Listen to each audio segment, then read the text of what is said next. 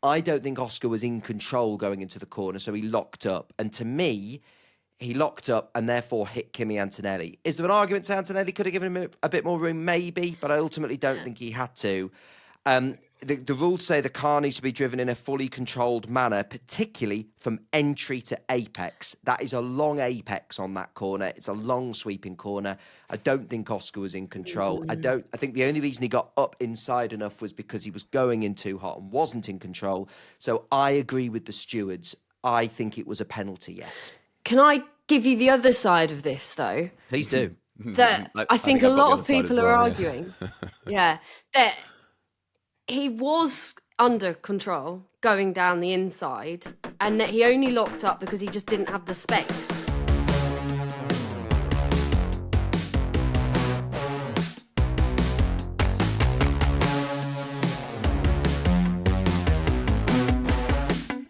Oh, well, look what the cat dragged in. It's me, Greg James, and welcome to the Fast and the Curious, the Formula One podcast. Finally, Greg. Yeah. Shut up, you. I like it when Daddy comes home. Shut up, all of you. The Formula One podcast that brings you all the latest previews and debriefs of this wonderful sport that we love and laugh at and laugh with and examine and enjoy. We speak to some of the biggest names in the sport.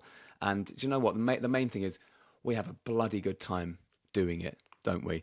So we're all back together. It's me, the lesser spotted Greg James, Christian Hugill and Betty Glover, and so much to go at from the Brazilian Grand Prix. Jesus H. Christ. I absolutely loved it. I couldn't take my eyes off of it. It had everything. It was on the edge of your seat stuff. I thought Max Verstappen was going to win the whole bloody thing. It was ridiculous. Christian? Betty. What did you think? What? Of what, love? The Grand Prix, babe. Oh, the Grand Prix, yeah, that. I had a lovely time. Yeah, it was a really good race. I liked there was different strategies going on, so there was plenty of overtaking. I love the track enables overtaking, and you can sort of, because it sweeps into one compartment, like it's a box, one part of the track to the next, that you can sort of keep the move going. It's a great track. It had it all. Drama, controversy, talking points, and we'll cover them all here on The Fast and the Curious. We also have a very special announcement, an important announcement, so stick around for that as well. It was sprint weekend in Brazil. We'll get to the main race in a second. I want to talk about Oscar crashing out of the sprint to begin with. Obviously, a big story across the weekend. What do you make of that, Christian Hugill?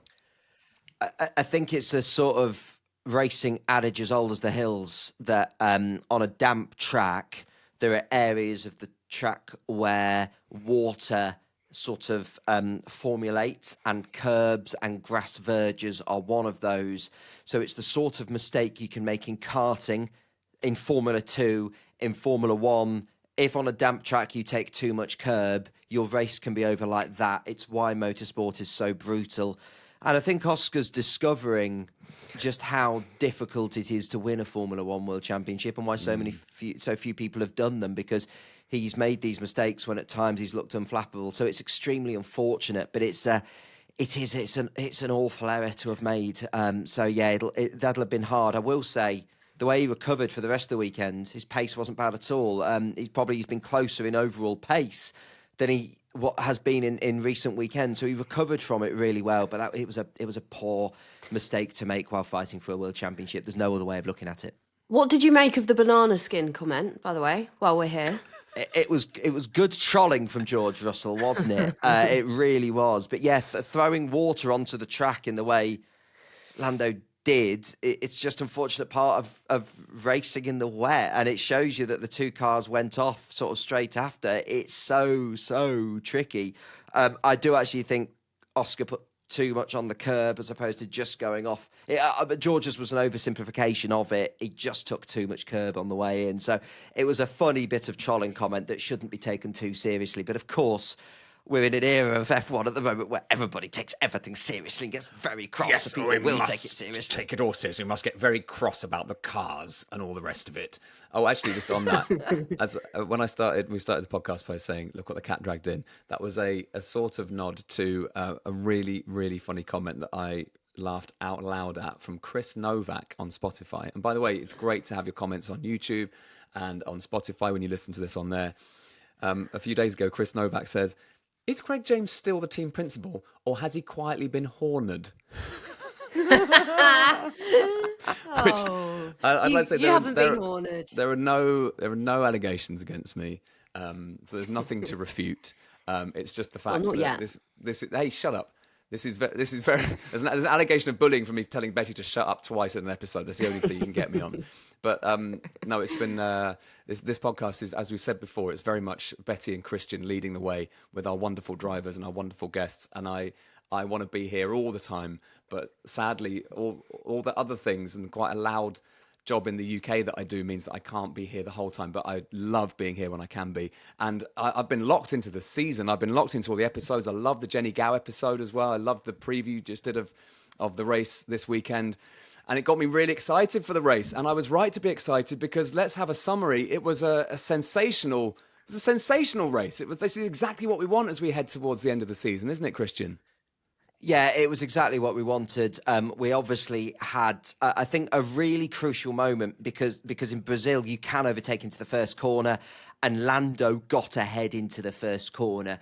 And really, as much as it looked like Max Verstappen coming from the back might be able to get him, the story of the championship was that Lando crucially stayed ahead into that first corner and off into the distance. And Jolyon Palmer joked with him in the interviews at the end where he said, "You didn't have to work that hard, did you?" And Lando was like, "Oh, I did," because he'd have been sweating because Max, as Betty said at the start, Max looked like he could do it, but he didn't. Meanwhile, there was some chaos behind in Oscar Piastri's move after the safety car restart that resulted in a penalty. We'll talk about that.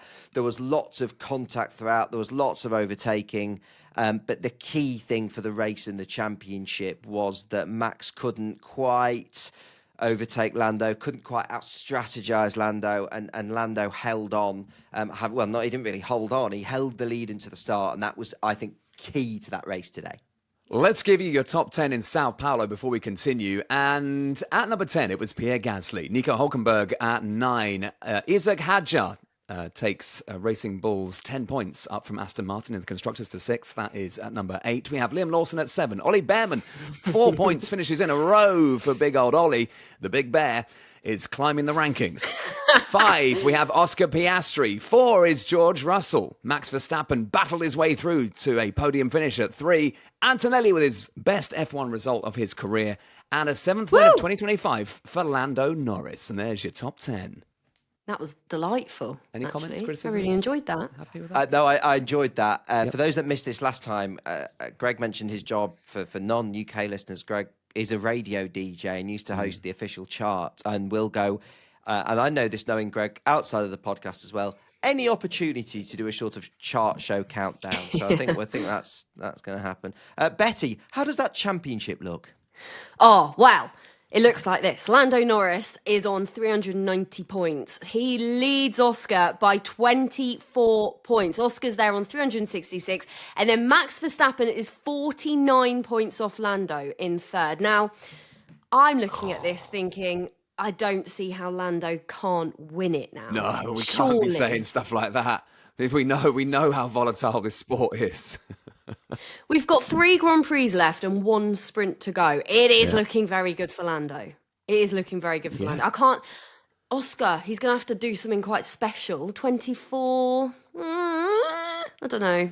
It's close though, isn't it? It's all doable. This is exactly what we want. And I know, Betty, you were talking about this on the podcast. Actually, you both were. You were talking about how much we love the sport more than a particular driver or team. Yes, we have our moments where we're like really into a certain character, or we love that a team suddenly surges forward and suddenly McLaren are really having a great time. Yes, obviously we are humans, we have emotions, we like that kind of thing. But really, the thing that we love is a story, and this is a great story, isn't it?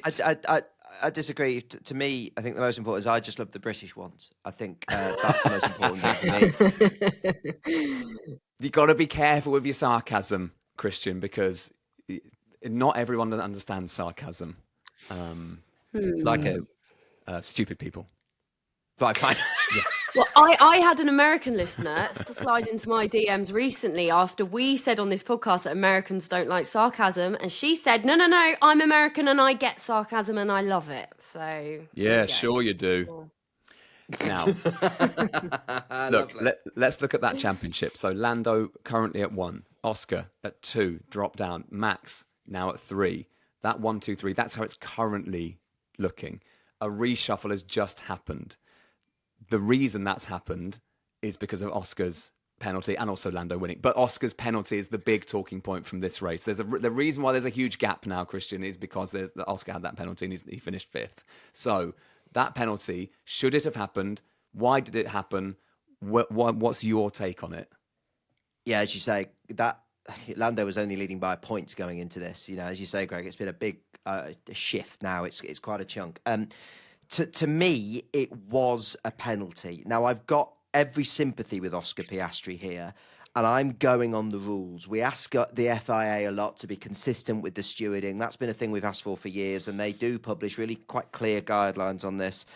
And the FIA guidelines say that when overtaking on the inside of a corner, the car must have its front axle at least alongside of the mirror of the other car prior to the apex. Now, you could say in the braking zone that Oscar did. You could say that. But the crucial thing to me is I don't think Oscar was in control going into the corner, so he locked up. And to me, he locked up and therefore hit Kimi Antonelli. Is there an argument to Antonelli could have given him a bit more room? Maybe, but I ultimately don't think he had to.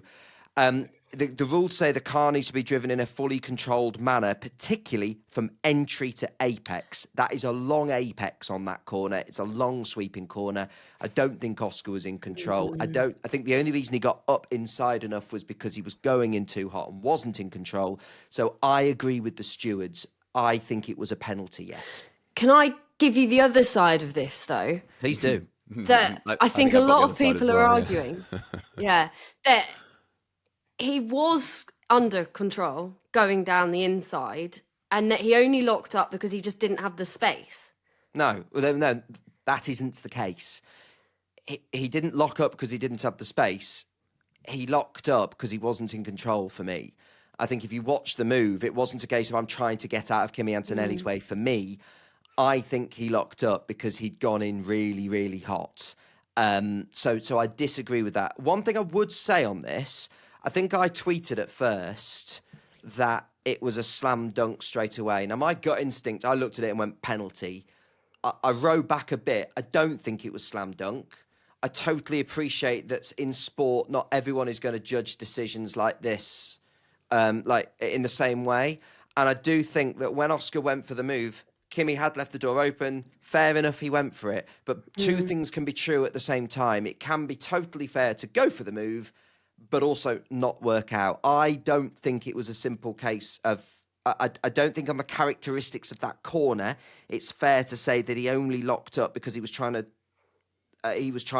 get away from Kimi. I don't see that. I don't think he was quite far enough up the inside on such a long apex. It's a tricky one. It's a really tricky one. I sympathise with Oscar, but in my view, the stewards got that one right. I've seen people like Alex Brundle, amazing racing driver, been on this podcast.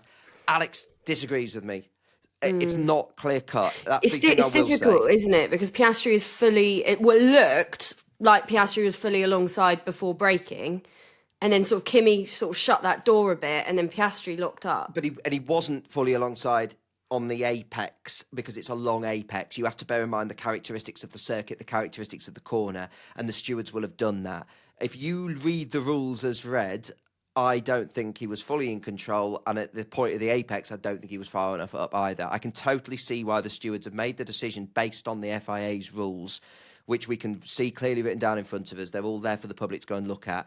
And that's why I agree with this decision. Whether those rules are right in the first place, different argument. Whether he was, he has to go. Yeah, he has to go for the move. You can debate whether the rules are right. But as we sit here now with those rules written down, I think you've got to view it based on the rules as they are.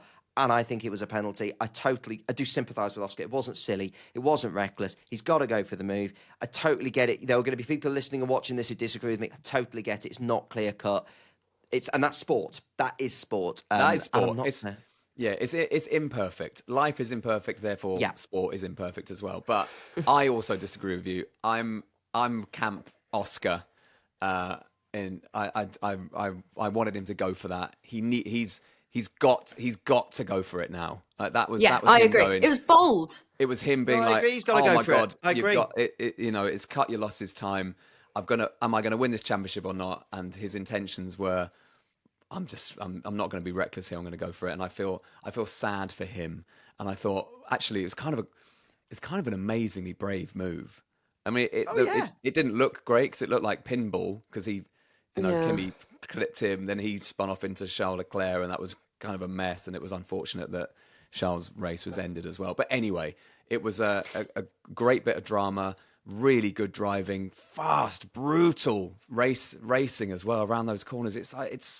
We talk about we talk about locking up, and we talk about it being an error, and not being in control of the car is the thing, isn't it? Well, he wasn't in control of the car, but how often are they actually in control of the car? I mean, it's like they're at 280 miles an hour. It's the margins of, oh yes, I'm in control of it. Obviously, you're in control of it because it's on the circuit, but like you're at the mercy. Margins, yeah, you're at the mercy of But gravity. Ferrari definitely weren't in control of their cars. Two DNFs. I do have this might be a really stupid question and completely irrelevant, whatever, but I'm going to say it anyway. If Charles Leclerc, if it hadn't have ended his race, do you still think it would have been the same result, even if you still think that would have, Yeah, and the FIA and the stewards are under pressure to judge it. To me, I mean, but Betty, the answer to your question is who knows. But if I were a steward, I'd be saying he's made the contact with Kimi. The fact that Kimi's then knocked into Charles and Charles has retired, it's sort of irrelevant. Even if Kimi had got away scot-free, I think you've got to judge those moves based on the move, even if it hadn't ended Kimi's race. Yeah. Betty, we don't actually know. It's not a stupid question at all. It's a really good point. We don't actually know. I would hope the stewards would judge it the same way, because I don't think we should be judging going, well, we'll only give him a penalty because it took Charles out the race. I think you sort of have to judge it consistently. How did Kimi get away with that, by the way, unscathed? That car is like a tin can metal thing. Like, Jesus. Yeah, look. Surely, it was mad. But there's so much luck involved. I mean, Oscar could easily have, his wheel could have popped off as well. There's luck in all of this sort of stuff, isn't there? It's just, it's a ridiculously dangerous and mad sport. Do you think overall, though, there are some positives for Oscar this weekend? Because going through all of that, going through a twitchy time with the sprint race, and the last few races haven't been great for him, to finish fifth, to finish in the points, to finish and be in amongst it just about, it's still a net positive for him this weekend. He was fast too, wasn't he? I agree with Betty, disagree with Greg. I don't think it's a net positive, because when you're in the heat of a title battle, to have made a mistake the size of the mistake and with the consequences of the mistake from the sprint race, that's not good. The pace, I agree with Betty's point. I briefly mentioned it at the top of the show. We've seen in recent weeks, not only has Oscar not been able to beat Lando, but he's sort of not been anywhere near, and he was way closer this weekend. He was back up to a level that you'd sort of expect him to be at. So if you take the unfortunate mistake in the wet away, because mistakes in the wet do happen, if you take the penalty, which could go another way, if I'm Oscar's team, I'll say, look, you were way up there this weekend and you haven't been. So it was a step in the right direction overall, pace-wise, for Oscar. And I re-emphasise, I can't say this enough, I'm still not worried about Oscar long-term. Oscar will learn from this dip. His levelling up from last season to this season is still huge. No matter what happens, this has been, all right, you might not see it this way because he thought he was in with a chance of the title for so long. It's still a great season for Oscar Piastri. He's still, in his third season in F1, mounted a title challenge and been so much better. I'm still not worried for Oscar Piastri. I don't think Oscar will win one title. I think he'll win several. I still think he's a phenomenal future star of the sport. He's a star already, and it was a step back in the right direction. I'm still not worried about Oscar Piastri. And we're still excited for Lando. Very excited, because he was a cut above this weekend, wasn't he? Lando had the best weekend ever. He got P1 in free practice. He was on pole for the sprint, led every lap of the sprint, fastest lap of the sprint winner, pole for the race winner, and he's now extended the championship by 24 points. He was flawless. The guy didn't put a foot wrong. I don't think many expected, given the dip in form in the middle of the season, and really from towards the start of the season, post-Australia, you could say, I think given how long it looked like Oscar had the edge, given that over the course of the sort of first 2/3 of the season, Oscar was sort of more consistently quick on a regular basis. There was outlier weekends like Monaco, but it looked like Oscar had the edge. I don't think many people thought Lando had it in him to pull it back the way he's done and reassert that dominance the way we sort of expected him to be this season, given he's got more experience. And he has.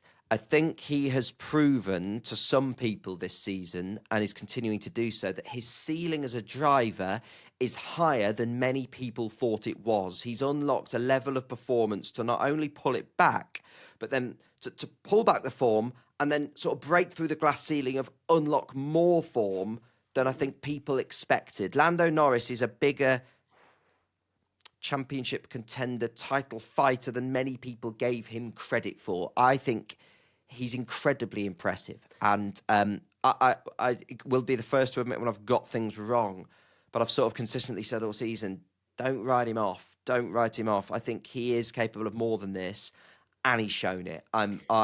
He's been very, very impressive. And I think it's very exciting for the sport going forward. I hope McLaren continue to have a car that can fight for the title, because these two will keep pushing each other to make them better. We should be very excited as Formula One fans for watching Lando and Oscar battle for many seasons to come. Because as I've just said before, Oscar's incredible and so much younger. These two battling is a massive advantage for Formula One, trying to retain its level of popularity that it has at the moment going forward. They're megastars, and it's brilliant to see them battling.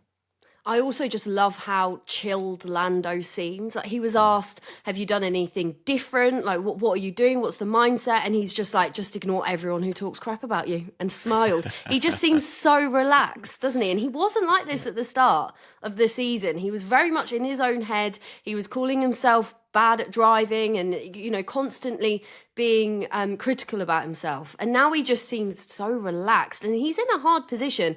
Only went into this with a 1-point lead, 24-point lead now. It's not a massive lead, but it would be his to lose, obviously, wouldn't it? And I sort of think that the next 3 races and the one sprint is a battle in his head rather than a battle with anyone else. You're spot on, Betty, and I really love Christian's point about it being a great season for Oscar, regardless of whether he wins the championship or not. It's actually, you could extend that to Lando and Max as well. You go, it's been whatever happens, whoever wins, it's been a really great season for all 3 of them for very different reasons, and it's made some great stories. It's been great comebacks. It's been great dips in form, and then finding that resolve and coming back. And and what you're talking about with Lando is so spot on. I mean, this guy, it's all he's ever done. It's all they've all done for their whole lives. They know how to drive cars very fast. They know how to do that. But watching them go through the fatigue that they have, and then the pressure that's put on them, and the car letting them down, and all those sorts of variables, it's been so interesting. And they've all become better drivers and better public sports people. They become better public figures because of it, and more interesting humans because of it, because they're going through these sorts of things. So I found that part of the season really interesting as well, because we've seen Lando low, and now we've seen him sort of level out and go, do you know what, I believe this now. I believe I can do this. It's been very interesting, I think. I think he genuinely believes he can do it. I think he's gone almost like full circle of sort of I don't know, not believing in himself, and now I think he does 100% believe in himself. I saw a quote from him that he has lessened the weaknesses. This was either a quote or an opinion piece. Sorry, I can't remember which one it was. Forgive me. It was a quote. And that's a really good point he has. I think he's always believed he can do it, but I also think he sort of knows he's not. I don't want to do him down, but I think most people in F1 know that ultimately Max is operating at the higher level. And I think he's probably realised, like, I'm not Max, but I'm really capable of doing this. And as a sort of the glass ceiling analogy I used, he's been able to step up. And somebody said it earlier, I can't remember, I think it was yourself, Betty. He is the hot favourite for this title now, because really he's sort of leaning towards only really needing to come second. And I think the approach now has just got to be take it session by session and just try and forget about you in a title fight. Lando Norris knows he's capable of going out and sticking it on the front row in Qatar, in Vegas, in Abu Dhabi. That's all he needs to worry about. Forget the title fight. Don't do anything differently. Just go and stick it on the front row and be there or thereabouts, and he'll win the championship. You know your point, Greg, on Oscar and Max can walk away from this and still be happy even if they don't win. They won't be I happy. can't well, yeah, no, they won't be happy, but they've learned from it. They can take positives, whatever. I can't help but think, because of the way this sport works, it's all down to, is your car performing? I can't help but think this could have been Oscar's only chance. This could be Oscar's only chance to win a championship. You just don't know. And that's the thing that I think so brutal about this sport, is that you could be the best driver ever, but you could have a crap car. And at the moment, McLaren have the best car. So Yeah, you don't know. But also, that's not how anyone should live their life. And it's definitely not how those people live their lives. I don't think they're thinking Maybe that's that was where my I'm going opportunity. I mean, Fernando Alonso's still driving. He's like, it's gonna happen one day. You still have to have that belief of like, it's gonna happen one day. Even if no one else is believing it, they still will believe until the very moment they're sort of, prized out of a car with a crowbar. So I don't think there's a confidence issue with any F1 drivers. I think that's not for debate. Speaking of confident drivers, should we have a little break and then talk about Max Verstappen? I think we should do, but only after these messages. Christian, the end of the season is getting so incredibly close. The championship battle has been insane. We're all going to miss it so much when that final race of the season comes around, aren't we? I mean, I'm usually ready for a break at the end of the F1 season, but you just kind of don't want this one to end, do you? Like, with so little in it, with Lando and Oscar going between them. But, like, the winter break is getting shorter and shorter. So there's us saying we don't want this season to end, but 2026 will literally be here before we know it. I know, I think you need a holiday, to be honest. I think we all need a holiday. But us sports fans, we're so fickle, aren't we? Because instantly there is going to be a whole load of new storylines that we're just going to get carried away with. Whole load of new drivers that we're going to get behind and say that they're going to win the championship. And there's also going to be brand new cars for everyone to get used to as well in 2026. And a whole new flipping team joining the grid as well. There is so much drama. I just love it. I love it. So much drama.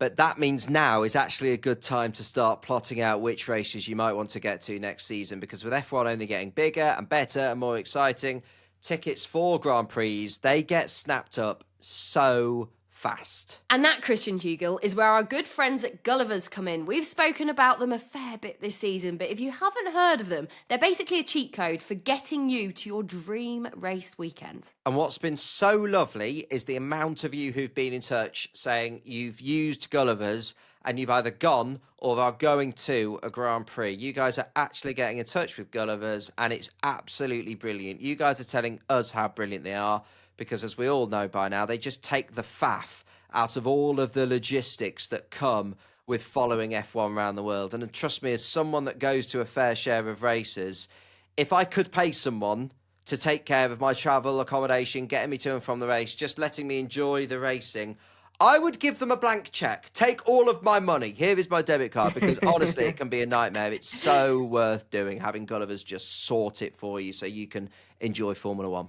Here is everything. Take it all. Because you always get lost as well, don't you? So it would actually be really helpful for you. It's also pretty mad that you can get everything in one place. And Gulliver's have already started taking bookings for the 2026 season, everybody. So you need to get on it already. If you head to gulliverstravel.co.uk, you'll see packages for some of the most iconic circuits on the calendar, like Silverstone, Monza, Spa, and also Monaco. Yeah, Gulliver's take care of everything, and there's even Gulliver's tour managers on hand at every race. Like, it can be daunting when you're at these tracks, a long way away from home, in the middle of a foreign country that you don't know. So having somebody just there to talk to is amazing. They make sure every detail of the race weekend is taken care of. That website, again, is gulliverstravel.co.uk. Get planning your 2026 Formula One season right now.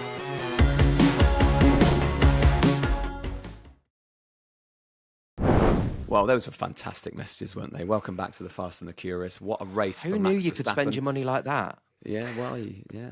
And money well spent, I would like to add. Christian, explain to me and those that don't know why Max went from being all over the shop in qualifying, his first Q1 exit since 2021, when this podcast didn't even exist, it was that long ago, to No, this was all fields. to being an absolute demon, hellraiser in the race. It shows you how difficult Formula One is. Honestly, to use a technical sporting analogy, it's well hard. And I shall tell you for why. You can still have made brilliant strides forward in your car like Red Bull have. But if you go out and your set up, all the ups, if you go and do that, you can still find yourself having a nightmare horror show of a session. And that's the changes they made from sprint to qualifying did not work. After qualifying, Parc Fermé reopens. After the sprint race, I should say, Parc Fermé reopens. You can make all the changes going into main race qualifying. They made changes. Absolute disaster. Didn't work. Max gets knocked out in Q1. So he makes the very clever decision to go, right, forget it. I'll start from the pit lane, make changes to the car. We'll break the Parc Fermé rules. We'll take the punishment to start from the pit lane. Because if we're 16th, we might as well start from the pit lane. Sod it. Why not? And that was a masterstroke of a move because they took the car from handling like a shopping trolley to handling like a luscious new Renault 5. It was so much better. And therefore, if you get the setup right, what do you need? You need good setup and you need a good peddler. And Max Verstappen is, again, to use my sporting analogy and stay with me here, well good at Formula One. If you've got the car, he will fly through the order, and that's exactly what he did. Wasn't quite enough to win the race for even the superhuman Max Verstappen, but it was vintage Verstappen. It really was. There's also a little bit of the keep 'em all guessing from Max Verstappen, isn't there? That's the confidence we're talking about of like, I'm just going to do this now, and I think it'll probably work. So, see ya. Good luck, everyone else. It's an amazing quality that he possesses of just being so single-minded and so sure of what's about to happen in his life. It's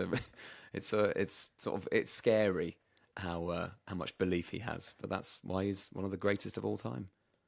I also love that at the end of the race, he was like, well, we at least tried it, Like, he's just so chilled. And I love the fact, I love this Max Verstappen that's sort of in this underdog role. I just love it. He thrives in it. Whereas, obviously, when he was winning everything and he was so Nothing far to lose, ahead, is there?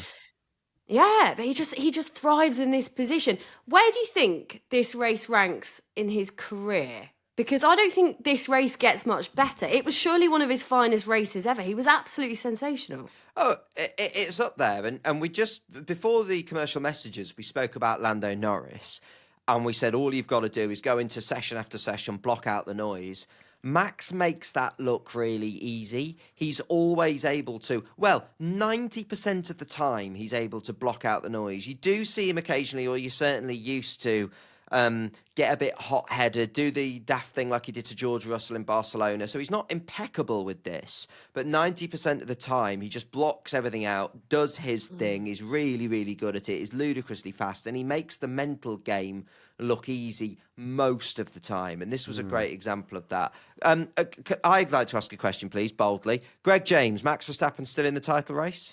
Yeah, I don't think it's a question we even need to spend much time on. I think, judging by what we've just seen moments ago, yes, of course he is. And you would be a brave man to put a bet against him, I'd say, at this stage. And just on what you were saying about, I'm really interested in that mentality of his, where you said that he behaved badly. He has behaved badly in the past. Obviously, he's been a bit, he's been petulant. He is... that George Russell incident he said in Barcelona, lots of little incidents like that. I don't think that he ever worries about those. I don't think I don't think he ever gets home and goes, "Oh, I misbehaved a bit there." I think he is so instinctive that whatever and so single-minded, because you have to be a mad world champion, that whatever is needed in that moment he will do, and whatever, sometimes that will fire him up. Being a bit ruthless or reckless on a track, that fires him up. Sometimes being the cool, calm customer, that fires him up. Being the sort of silent assassin, that sometimes fires him up. So he knows exactly how to press his own buttons, if that makes sense. And I don't think he ever worries about it and just goes, no, that worked for me. I'm going to get angry today because that's what I need to fuel me for the next race. I think that's partly what his process is. That's such a good way of putting it, Greg. He knows what buttons he needs to push to get the most out of himself. That's what all the best sports people in the world can do, though. And you're so right. He does that. But I do really feel like he just thrives in the position he's in at the moment. Just being like, let me see what I can do. I'm going to try my absolute best. Yeah. And we'll just see what happens. I'm not putting a bet on Max Verstappen not winning the championship. You'd be mad to be like, no one is sitting here being like, it's not a dead cert. Oh, I'll put my mortgage on that. You just wouldn't. There's no way. Do you not think that, Christian? No, I completely agree with you. I think the thing is, we've still got 3 races left. We've still got ample opportunity for somebody to accidentally take Lando Norris out, or him to have another engine failure like he had earlier in the season, or something silly to happen.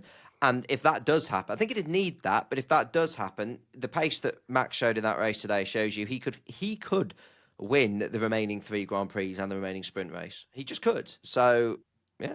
Feel the same, Betty? I do. 49 points is a lot. So you're going to... Lando Norris is going to have to make a mistake, or something's going to have to happen to him. Twice, really.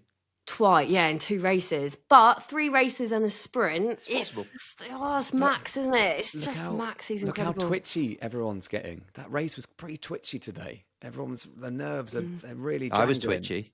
Yeah, we're all twitchy. You know, all it takes is for a little mistake on a corner, or a bad start, or you clip a wheel and suddenly, you know, it's all over. Someone to throw a banana on the track. It's Mario Kart. Okay, we need to do an exciting announcement now before we go to the radio radar, if that's okay. We've got some really exciting Fast and Curious end of season news. Ooh. Am I leaving?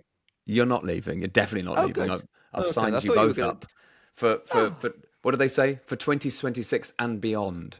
Oh, that's nice. That's what they say. I thought you might be announcing an exciting new presenter or someone Johnny Herbert. You're bloody Herbert. No, we're that's what Ferrari say, isn't it? They go, yes, we're Lewis for 2026 and 27 and beyond, or like at a least multi-year contract. I'm going to offering you a multi-year, which could be 2, could be 10. So, we're inviting everyone listening right now to come and hang out in person to watch The Fast and the Curious. They can get to see Christian's cubbyhole live. I will show you my cubbyhole live. It's nice, isn't it? Not Don't know just about that. that. Though. So would you like to elaborate and tell everyone exactly what's happening? Yes, you can join me, Greg James, and Betty Glover, and some very special guests in central London for a live episode of The Fast and the Curious for our end of season debrief. Can I Betty? request that we stop this voice that everyone is doing? No, I like the voice. It's the chart voice, so you should reserve it for the chart only, really. Okay. It was more announcer voice, and I was doing an announcement. How come Greg gets to do a voice and I can't? It's homophobic. You can do it. You can do it in the chart, but not for an announcement. I'm a Radio 1 DJ. That's like. Don't that's we my all job. know it, Greg? That's my thing. So I've spent years learning those skills. They're all useless skills. Please let me use them at some point. Anyway, Betty, in normal voice, can you tell everyone what's happening? Yeah, we've done a few of these before, and they are always so much fun. And we love it when you guys come along and watch us. It's always great to hang out with all of you lot and just talk about Formula One for a couple of hours. And oh my God, after this season, there is going to be so much Formula One to chat about, isn't there? So on Thursday, the 11th of December, a couple of days after that Abu Dhabi Grand Prix is Abu Dhabi done, we'll be recording our final episode of the season live. And it's not just going to be us, is it, Christian? It's not. We wanted to have some warmly nostalgic memories. And the first one of these we ever did in our first season, we had the best night. It was so lovely. And we did so in the company of Sky Sports F1 legend Karun Chandhok and the ridiculously talented musical legend Sam Ryder. And they are back to join us for this show. Karun and Sam, the dream team, back together, which, Greg, it's a massive lineup, isn't it? For any podcast, let alone us. It's a massive lineup. And Karun, a friend of the podcast for a long time, Sam Ryder also the same. But as I think you pointed out on the group, Christian, we've inadvertently booked Jesus Christ for a Christmas show.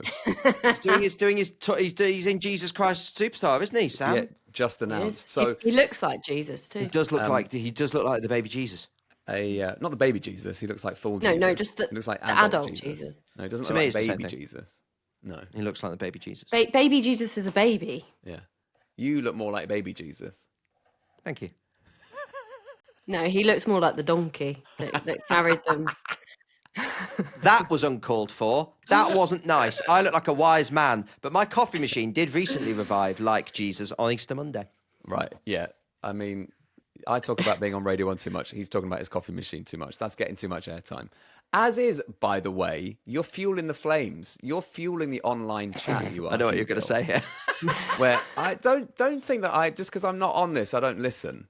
I'm listening when you're being like, oh yeah, bloody Oscar Piastri. He's on this podcast more than Greg James is. I don't know what you're talking about. I don't know what you're talking about. Unbelievable. Anyway, live show. We must Live don't show. veer us off track. Live show. Karun Chanduk, Sam Ryder. We're going to have a great catch up with them. We'll look back at the season, and we'll look back at how close our predictions have been as well. We'll also do a live round of Beat the Christian because it's Christmas. Oh, I hate that so much. We'll have the Fast and Curious gang down there as well, because it's not just us three idiots that do this. We'll have loads of all our pals that work on the show as well, and we like to keep it deliberately small as well. We want to keep it nice and cozy. We don't want to do anything that's too mad. It's close to Christmas. Everyone's busy. And Christian, how many tickets are available? You've got to be so hot on this. 50 tickets. It's an intimate venue, like the best music gigs. It's 50 tickets. So when we announce when these tickets are on sale, you got to act fast. Set your alarm on your phone, set Post-it notes around the house, paint a message onto your dog, anything. You got to be quick. The thing is about this is that we want to do, at some point we will do some bigger shows. Our plan is definitely to do some sort of theatre shows or some nice small venue shows and actually do that properly. Arena shows Eventually. But what we want to do is like Oasis.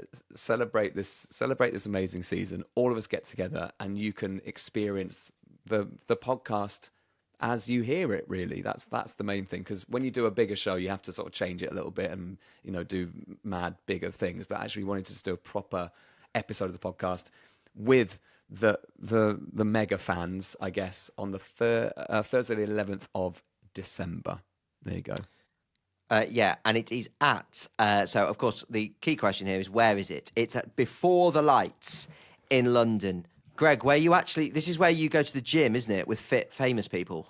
Yeah, it's a funny one, this. It's I'm letting people into my my safe space, but it's a really amazing place, dead central in London, and Sam Ryder also insisted we have a sauna on site as well. So he'll be having a sauna right up until the moment we start recording, and we're gonna get the tickets all sorted. Ticket details, Betty. What do people need to know?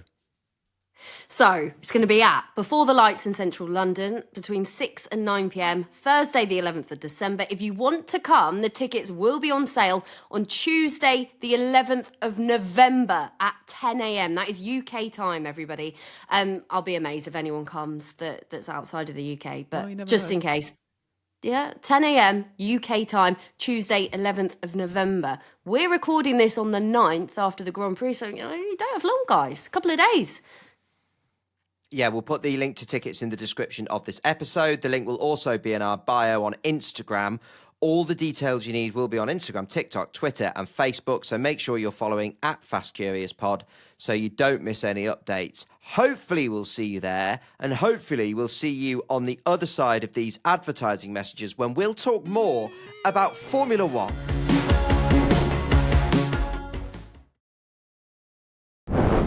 Welcome back to the Fast and the Curious. Really fun episode today, debriefing the Sao Paulo Grand Prix. Oh, quick question about the Sao Paulo Grand Prix.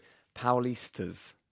That's a new one on me. That's people who are from What's that mean? Sao Paulo. So Gabriel Bortoleto is a Paulista. Poor Gabby. No, much like Monegasque as well is another one that I've only known about through Formula One. Charles Leclerc being from Monaco, he's a Monegasque. Anyway, yeah. So Gabriel Bortoleto, what a weekend for him. I just wanted to say I spoke to him in Austin. For the first time, I had a proper sit-down chat with him for an extended period of time, and I mentioned Brazil coming up. Like, his little eyes lit up, and it was so horrible to see him have a bad weekend. He's had a great season. He'll get many more Brazilian Grand Prix, Sao Paulo Grand Prix. Before we're going to talk about Kimi Antonelli, Betty, just you wanted to you wanted to go back to Max Verstappen briefly, didn't you? Yes. So this is a question that I was thinking about for ages and forgot to ask it. But why did Max pit when he was in the lead? Just why? Because surely he could have just tried it. He had, what was it, 7-lap? Yeah, no, the advantage that Lando had on him, he was catching him at a rate of knots. It wouldn't have even been close. He'd have swept round the outside into turn one. Even if Max had gone on the defensive, Lando would have just gone round the outside. The tyre advantage Lando had was huge. Red Bull had data to say that if we go on to the softs, it is a faster route to the end of the race. And Lando was taking a second and a half out of him. Yes, track position is important, but it wouldn't have even been close. Lando would have just swept past. Could have gone P2 though. But anyway, I'm glad I got this off my chest, because that was something that I was thinking about. I was like, why? No, I saw people ask that. It's a good question. I'm glad you asked it. Let's talk about Kimi Antonelli, shall we? Yeah, lovely Kimi. Super impressive weekend. You're just impressed with him in general, aren't you? Quite similar to Lando, really. I think I didn't see him after the really impressive start, the difficult middle of the season. I didn't see him pull it. I didn't see him at this age pulling it back the way he had.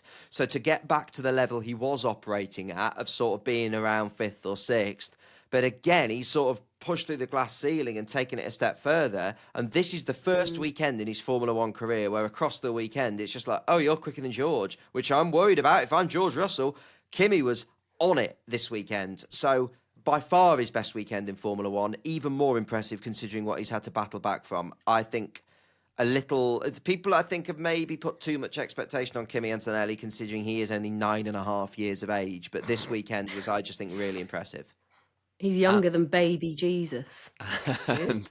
and because of Ferrari's awful weekend, it's a big moment for Mercedes as well. I mean, Ferrari have just had a bad season because everybody expected them to be fighting for the title. They've obviously been nowhere near fighting for the title because Red Bull are basically running the season with one car. It looked a slam dunk that Ferrari were going to get second in the championship. Obviously, they've had a shocker of a weekend. Lewis had a messy start. They never got the run times quite right in either qualifying session. Lewis wasn't quite on the pace. Horrible weekend for Lewis Hamilton, which is a shame because he'd been better in recent weeks. So he retired from the race having played bumper cars for the first, 5 or 6 laps. Charles, unfortunate for Charles that he got bumper card out because of Oscar's moving to Kimi and to him. But whatever. Awful weekend for Ferrari. It means Mercedes take a step forward and a big chunk out of their Constructors' Championship lead for second. If Mercedes end up beating Ferrari to P2 in the Constructors, oh God, Ferrari season will have just gone from bad to absolutely awful. So, Ferrari are under pressure for the final 3 races, at least get P2 in the Championship, because goodness me, if they don't do that, it's been absolutely bloody awful.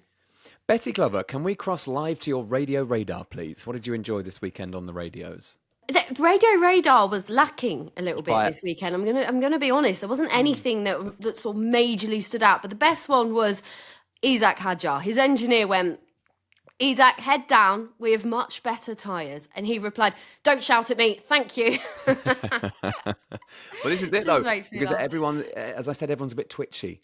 And it's also because they're locked in real battles, so they haven't got time to be around on the radio. Perhaps maybe that's. But he does have time. He does have time though to be polite. Yeah. What else do we have? Somebody wrote. Somebody. The Red Bull engineer went, "Max, you are now leading the Grand Prix," and he just replied, "Not bad." Coming bad, from is the pit lane, not bad. Not bad. He loves it. Just one of the He greatest, loves it. greatest sporting trolls ever is Max Verstappen, and I do mean that as a huge compliment. To be that good, it's great, yeah. To be that good and also that sassy is just a great combination. So what have we missed then, Christian? What went under the radar today? What have we missed here? The Alpine is a tractor in Formula One terms. They've had an awful season.